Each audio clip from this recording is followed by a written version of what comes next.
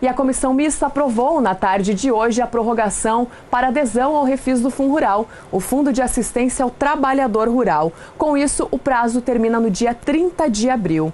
Os advogados tributaristas já vinham trabalhando em cima desse cenário. E agora a bancada ruralista quer oficializar essa medida em forma de uma emenda na medida provisória que já está tramitando. Sobre este assunto, o jornalista Walter Pulga Júnior conversou com o advogado Joaquim Ferraz, que é também produtor rural e entende bem do assunto. Nós vamos acompanhar agora essa entrevista. Doutor Joaquim, agora se discute uma prorrogação no prazo para adesão ao financiamento, ao parcelamento da dívida com o FUNRural. Há muitas dúvidas. O que o senhor destacaria como importante para o produtor rural e para as empresas do agronegócio entenderem melhor essas dúvidas e o que fazer diante disso? Pulga, o FUNRural segue sendo um assunto polêmico, extremamente divergente, mesmo quando as regras jurídicas se aclareiam, se acalmam e dão conforto jurídico para ele prosseguir, na arrecadação. O Programa de Parcelamento Rural, o PRR, Programa de Regularização Rural precisamente, ele deverá ser prorrogado sim. O produtor rural pode contar com isso, por uma razão muito simples. A Receita Federal, até o momento, não editou o regulamento desse parcelamento especial. Consequentemente, até o próximo dia 28, é impossível que ela consiga divulgar isso oficialmente e fazer com que os produtores o entendam, tirem dúvidas, instrumentalizem isso através de sistemas. Então, a prorrogação ela é praticamente dada como certa pelos técnicos, pelo governo e inclusive pelos produtores rurais. Agora, há dúvidas que são específicas e o senhor comentava algumas delas. E que conselho o senhor daria para algumas dessas dúvidas? Vamos começar. O que o senhor considera fundamental entre essas dúvidas que existem em relação ao FUNRural? O primeiro passo é identificar, contingenciar o tamanho do problema. Muitos produtores não têm ideia de quanto a Receita poderá cobrar deles sobre a dívida dos últimos 5 anos de FUNRural. Mas o cálculo disso é extremamente simples.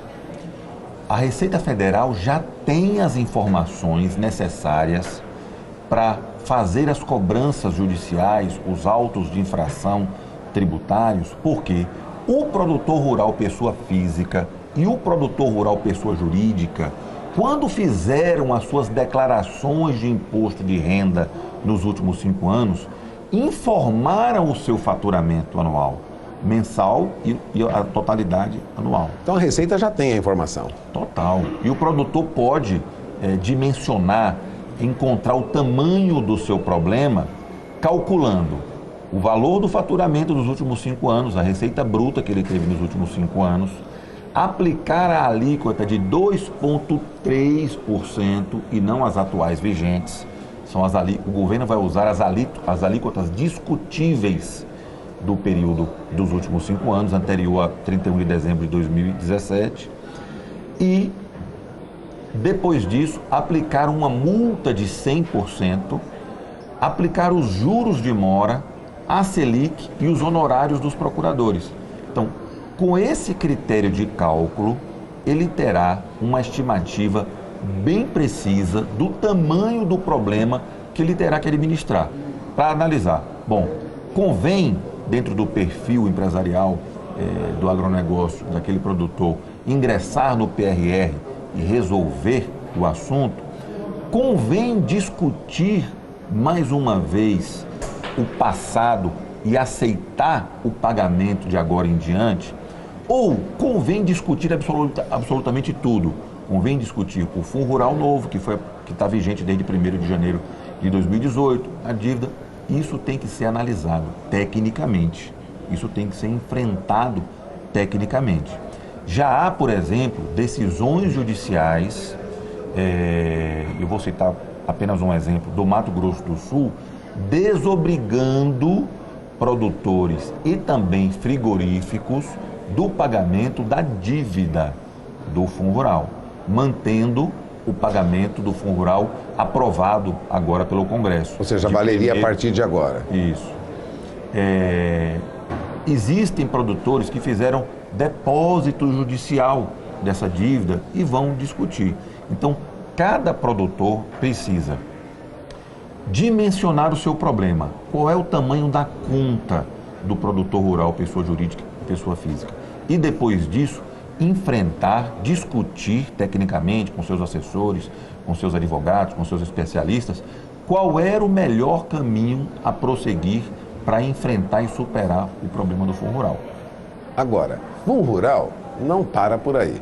O que o senhor está dizendo, mesmo com essa nova norma, essa nova legislação, temos um passado ainda complicado e teremos ainda algumas discussões no futuro.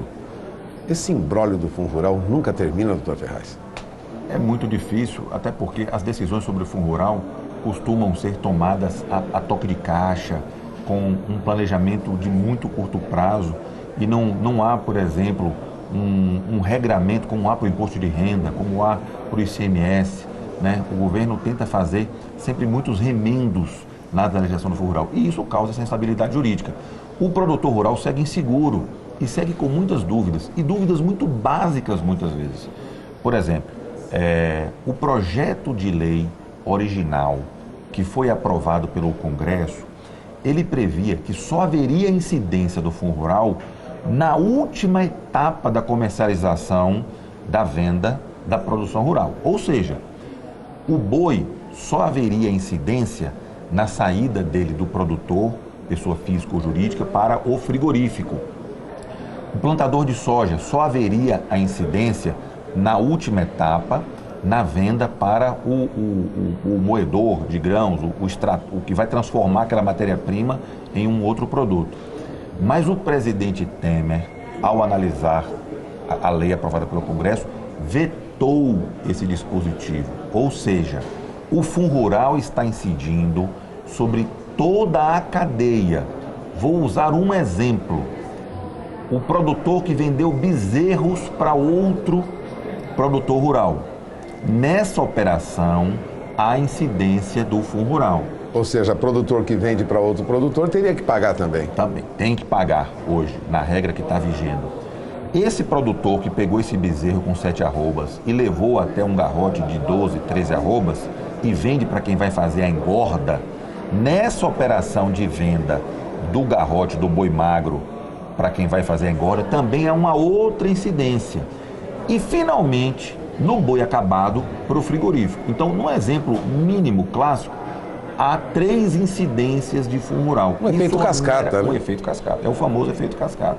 E se outras incidências acontecerem, outras comercializações acontecerem, outras incidências também haverão. É uma catástrofe no custo tributário do produtor rural. O que fazer diante disso, doutor? Se o senhor tivesse que aconselhar agora pecuarista, produtor rural, o que fazer nessa situação? Estudar a situação que eles se encontram. Como disse, há produtores que nos últimos 5 anos fizeram absolutamente nada. Não pagaram, não depositaram, não houve retenção pelo frigorífico. Há produtores que depositaram isso em juízo. Há produtores que se valeram de medidas judiciais e se comportaram conforme ordens judiciais, inclusive com o palio, com o consentimento do Supremo Tribunal Federal, que somente recentemente mudou de ideia, e muitas críticas estão sendo feitas a esse julgamento do Supremo Tribunal Federal, que considerou o tributo constitucional, mas é a palavra de quem tem o poder de encerrar o assunto e o considerou constitucional, embora tecnicamente haja ainda muita divergência, mas prevalece a palavra do Supremo Tribunal Federal. Então, o que o produtor rural tem a fazer é enfrentar o problema, dimensionar a conta, o tamanho do problema e, conforme o que cada um praticou, decidir o que deve ser feito. Não são muitas opções. Se submeter ao parcelamento, à adesão ao PRR, passar a pagar o Fundo Rural de agora em diante e discutir na justiça o passado, ou depositar em juízo e discutir. O depósito em juízo é o mais difícil, mas é o mais confortável, porque depósito judicial equivale a pagamento. Então, a vida do produtor que que depositou em juízo e a vida do produtor que pagou é absolutamente idêntica. Porém, quem depositou e vai discutir isso, se ganhar o processo, recebe o depósito judicial atualizado de volta, de uma maneira muito simples, através de um alvará judicial, e isso gera uma agilidade no ressarcimento e também um conforto de que não vai esperar um precatório, não vai ficar com um crédito para ser utilizado. Suspenso em bancos, em financiamento e tal. Também. Bom, está aí o recado do Dr. Joaquim Ferraz.